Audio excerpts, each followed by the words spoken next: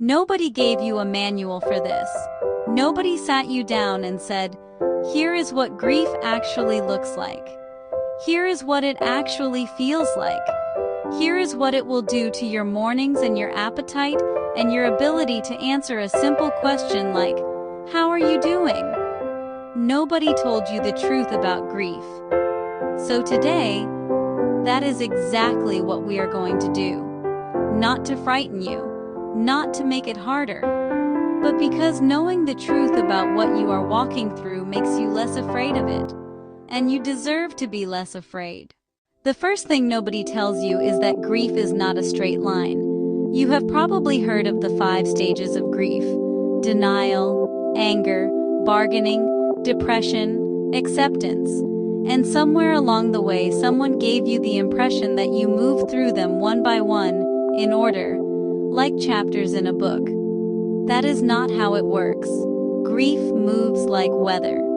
You can wake up on a Tuesday feeling genuinely okay, lighter than you have felt in weeks. And then a song comes on in a grocery store and suddenly you are standing in an aisle trying not to cry over a can of soup. That is not weakness. That is not going backwards.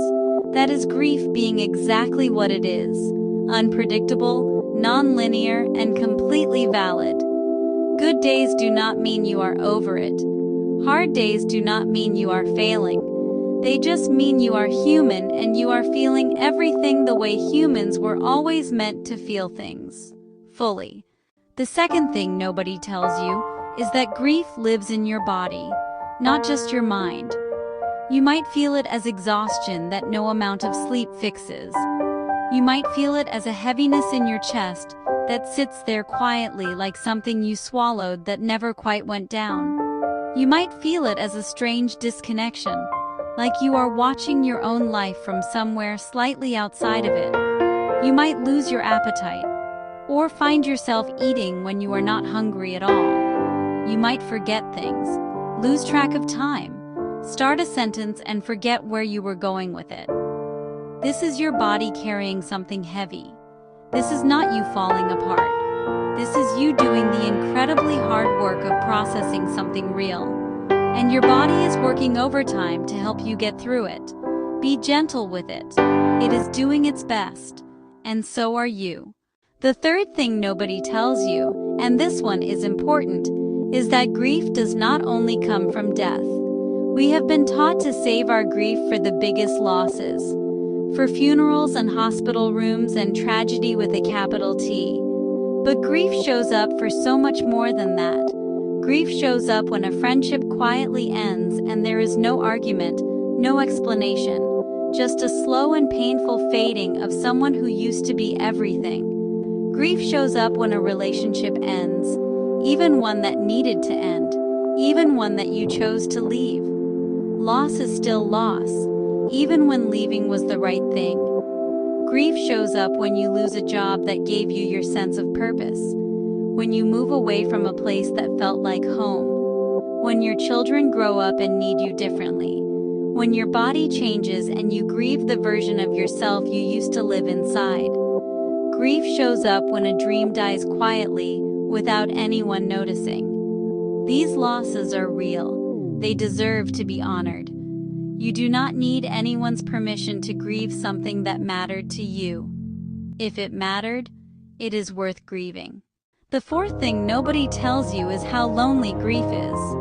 Even when you are surrounded by people who love you, even when everyone around you is trying, grief has a way of making you feel like you are standing behind glass. You can see everyone, they can see you, but something invisible is keeping you separate from them. And the hardest part is that people don't always know what to say. So they say things like, "At least, everything happens for a reason. You need to stay strong." They would want you to be happy. And they mean well. They genuinely mean well. But those words can make the glass feel thicker. You are not wrong for wanting something different.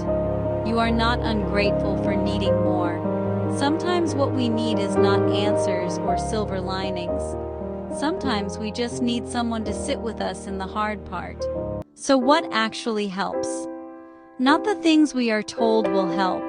Not staying busy or getting back out there or focusing on the positive. What actually helps is simpler than that, and harder than that. Allowing it. Allowing yourself to feel what you feel without judgment, without a timeline, without comparing your grief to someone else's grief and deciding yours is too small or too big or too long. What helps is naming it.